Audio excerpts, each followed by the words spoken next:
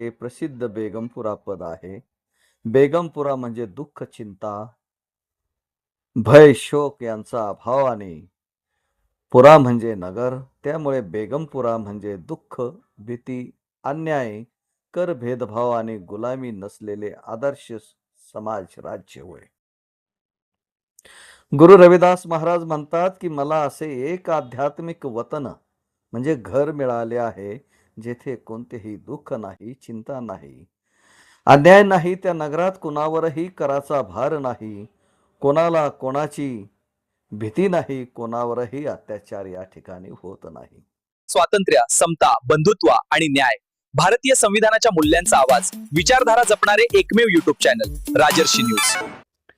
नमस्कार मित्रांनो, मी अण्णासाहेब धाकतोडे आणि आपण पाहत आहात राजर्षी न्यूज.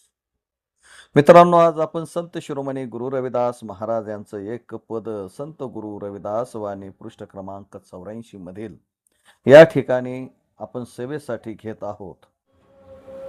अब हम खूब घर वतन पाया, अब हम खूब वतन घर पाया, ऊंचा खेर सदा मन भाया, बेगमपुर शहर को नाऊ, दुख अंदोह ते ही नहीं ठाऊ, न तसवीज खिराज न माल, खौफ न खता तरस जुवाल, आवादान रहेम औजूद जहा गनी आप बसे माबूद, कायम दायम सदपति साही, दोम न सोम एक सो आही, जोई सैली करे सोई भावे, मरहम महल ताको अटकावे, कह रैदास खलास चमारा, सो हम सहरी सो मीत हमारा.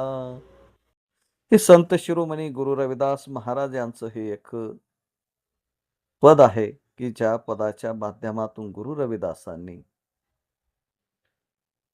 हे पद गायलं आहे.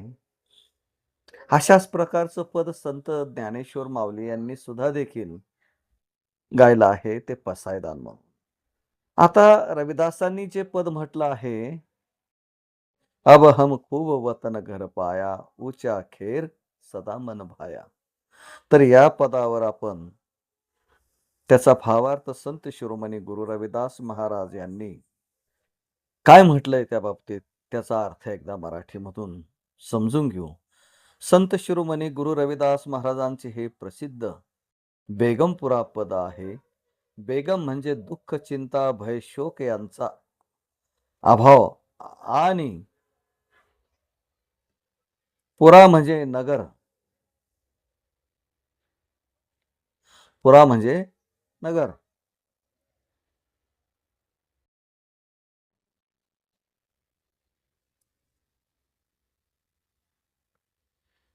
तर संत शिरोमणी गुरु रविदास महाराजांचे हे प्रसिद्ध बेगमपुरा पद आहे.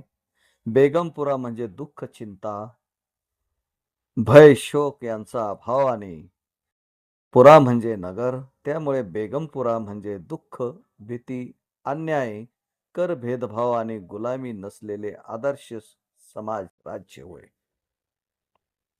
गुरु रविदास महाराज म्हणतात की मला असे एक आध्यात्मिक वतन म्हणजे घर मिळाले आहे, जेथे कोणतेही दुःख नाही, चिंता नाही, अन्याय नाही. त्या नगरात कुणावरही कराचा भार नाही, कोणाला कोणाची भीती नाही, कोणावरही अत्याचार या ठिकाणी होत नाही. त्या ठिकाणी परमेश्वराचं राज्य आहे, जे शाश्वत आहे. तेथे उच्च नीच, मोठा लहान, राजा रंकाचा भेदभाव होत नाही.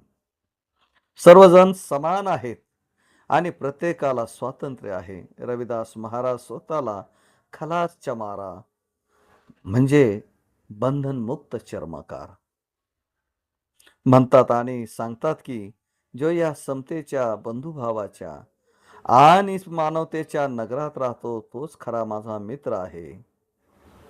हे पद केवळ आध्यात्मिक मुक्तीचे वर्णन नाही, तर समता, न्याय, बंधुता आणि मानवतेवर आधारित आदर्श समाज व्यवस्थेचं त्यांचं एक स्वप्न आहे.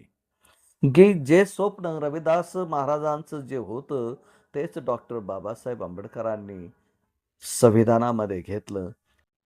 डॉक्टर बाबासाहेब आंबेडकरांनी संविधानामध्ये रविदासांचा हा पूर्ण विचार घेतलेला असून त्यावरच आधारित हे संविधान आणि त्यातील जी कलमे आहे, ज्याला आपण प्रियंबल म्हणतोय, ते प्रियंबल समाविष्ट केलेले आहेत. स्वातंत्र्य मिळाल्यापासून आजपर्यंत जवळजवळ 75 वर्षे होऊन गेलीत. या 75 वर्षामध्ये आपण किती यशस्वी झालो आणि किती अपयशी हे आपण स्वतः ठरवू शकता.